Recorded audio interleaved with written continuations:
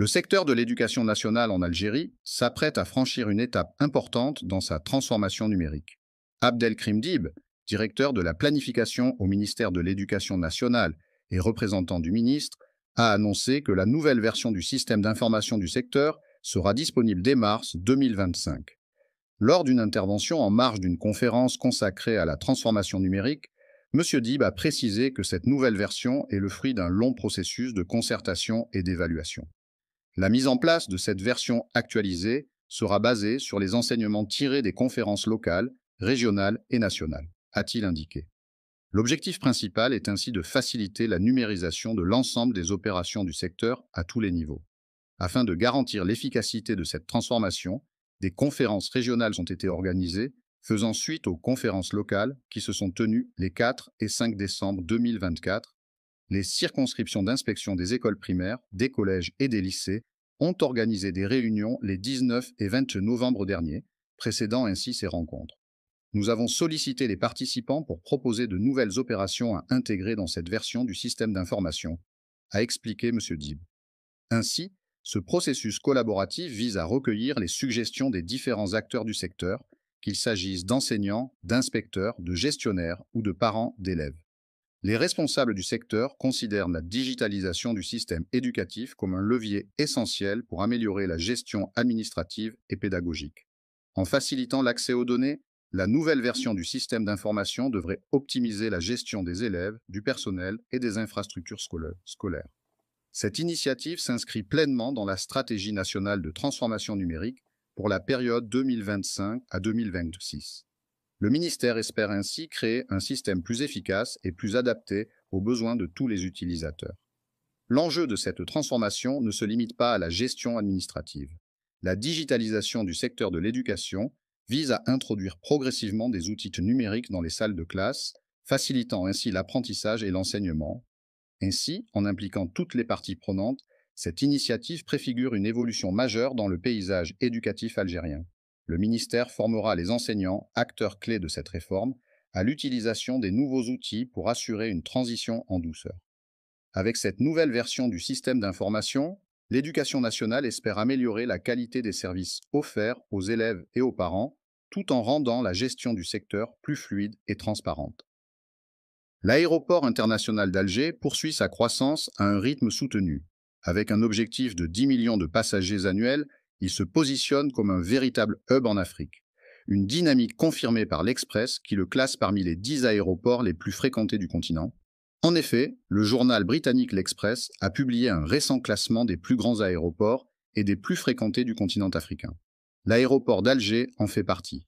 Alger parmi les aéroports africains les plus fréquentés en 2023. Grâce à des investissements continus dans de nouvelles infrastructures et une offre de vols desservant plus de 50 destinations dans le monde, l'aéroport d'Alger confirme son attractivité et attire de plus en plus de passagers internationaux. Dans ce récent classement, il arrive en 9e place des plus grands aéroports les plus fréquentés d'Afrique. En 2023, cet aéroport a accueilli plus de 6,3 millions de passagers, dépassant l'aéroport international de Nnamdi Azikiwe au Nigeria, qui arrive en 10e place de ce classement. Cette liste comprend l'aéroport du Caire, en Égypte, qui domine le classement avec 20 millions de passagers, suivi en 2e place du podium par l'aéroport OR Tambo en Afrique du Sud et de l'aéroport du Cap en 3e position. Dans une récente déclaration, le directeur général de la Société de gestion des services et infrastructures aéroportuaires d'Alger, Mokhtar Saïd Mediouni, a révélé que le trafic aérien au niveau de cet aéroport dépassera les 10 millions de passagers d'ici à la fin de l'année en cours. En effet, plus de 10 millions de passagers sont attendus avant la fin de l'année 2024 en raison des facilitations ordonnées par le chef d'État, Abdelmadjid Tebboune, au profit de ces voyageurs, notamment celles visant à encourager les membres de la diaspora à venir en Algérie. Par ailleurs, Mediouni rappelle que l'aéroport vise à devenir un hub régional grâce à la position géographique de l'Algérie proche de l'Europe, mais aussi en généralisant la numérisation des services de l'aéroport et en intégrant des applications d'intelligence artificielle pour optimiser les opérations quotidiennes tout en garantissant le confort et la sécurité aux voyageurs.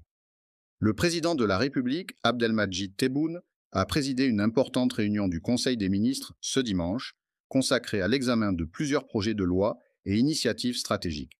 Cette séance a marqué un tournant dans les secteurs de l'éducation, de la santé et de l'énergie, tout en visant à renforcer le développement équilibré des régions du pays.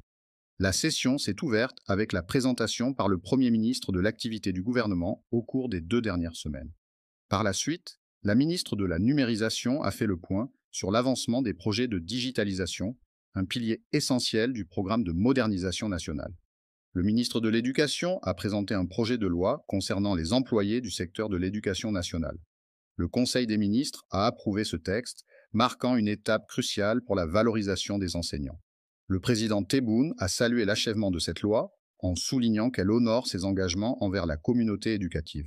Ce texte préserve le statut de l'enseignant, considéré comme le âme de la société et le garant de l'avenir du pays. Le président a ordonné l'adoption de mesures spécifiques concernant la retraite des enseignants afin de reconnaître les difficultés et la noblesse de leur mission. De son côté, le ministre de la Santé a présenté une loi de base concernant les personnels médicaux et paramédicaux. Ce texte, adopté par le Conseil des ministres, bénéficiera aux médecins, pharmaciens, sages-femmes et autres professionnels de la santé. Le président Tebboune a exprimé sa reconnaissance envers cette communauté pour leur dévouement, en espérant que cette loi réponde à leurs attentes et améliore les conditions de travail. Il a aussi mis en avant la responsabilité collective qui a présidé à la rédaction de ce texte. Dans le cadre de l'aménagement du territoire, le Conseil des ministres a approuvé la promotion de plusieurs zones au rang de circonscriptions administratives dirigées par des walis délégués. Les régions concernées sont El Kantara, Biskra, Bir El Ater, Tébessa, El Aricha, Tlemcen et Ksar El Boukhari, Médéa. Cette mesure s'inscrit dans une dynamique de développement équilibré visant à mieux répondre aux besoins des citoyens. Enfin, le président insistait sur la nécessité de poursuivre la modernisation du secteur énergétique. Il a appelé au développement des énergies propres et à leur exportation, avec pour objectif d'injecter les revenus dans les projets de développement national. La réunion s'est conclue par l'approbation du projet de loi concernant la clôture du budget de l'année 2022 et par l'adoption de décrets relatifs à la coopération internationale. Un rapport spécialisé a révélé les prévisions de production pétrolière de l'Algérie pour l'année 2025. Malgré les engagements de réduction volontaire de la production dans le cadre de l'accord OPEC+, une augmentation progressive est attendue à partir du deuxième trimestre de l'année prochaine. Au premier trimestre 2025, la production de pétrole de l'Algérie devrait se stabiliser à 908 000 barils par jour. La participation du pays aux réductions volontaires de production convenues par les membres de l'OPEC+ maintient ce niveau. Ces réductions, qui s'élèvent à 2,2 millions de barils par jour au total, incluent une contribution algérienne de 51 000 barils par jour. En outre, l'Algérie a consenti à des réductions supplémentaires de 48 000 barils par jour, portant sa participation globale à 99 000 barils par jour. Selon les prévisions de la plateforme spécialisée Altaka Énergie, la production pétrolière de l'Algérie commencera à augmenter progressivement à partir d'avril 2025, avec un retour partiel de la réduction volontaire. À cette date, la production atteindra 911 000 barils par jour. Cette tendance se poursuivra en mai, avec une augmentation de 3 000 barils par jour, portant la production totale à 914 000 barils par jour. En juin, une hausse similaire est attendue pour atteindre 917 000 barils par jour. L'Algérie poursuivra sa progression au cours de l'été 2025. En juillet, la production augmentera de 2 000 barils par jour, atteignant 919 000 barils par jour. En août, une hausse de 3 000 barils supplémentaires portera la production à 922 000 barils par jour.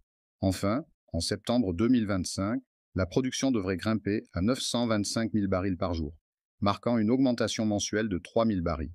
En plus des prévisions pour 2025, les estimations concernant la production pétrolière de l'Algérie en 2026 indiquent une hausse significative. Selon les quotas de production assignés par l'OPEC+, la production pétrolière nationale pourrait atteindre environ 1 707 barils par jour d'ici à la fin de l'année, sous réserve d'éventuels ajustements liés au plan de réduction ou d'ajustement volontaire. En janvier 2026, la production algérienne devrait atteindre 936 000 barils par jour avant de progresser régulièrement. 939 000 barils par jour en février, puis 942 000 barils en mars, avec un taux de croissance mensuel situé entre 2 000 et 3 000 barils par jour. Cette augmentation progressive se poursuivra jusqu'en août 2026, où la production atteindra approximativement 956 000 barils par jour, marquant la fin de la phase d'allègement des réductions volontaires. Entre septembre et décembre 2026, la production devrait se stabiliser à 959 000 barils par jour, consolidant ainsi la montée en puissance amorcée au cours des années précédentes. Ces perspectives pour 2026 traduisent l'ambition de l'Algérie de renforcer sa position sur le marché mondial, tout en respectant les cadres établis par l'OPEC+.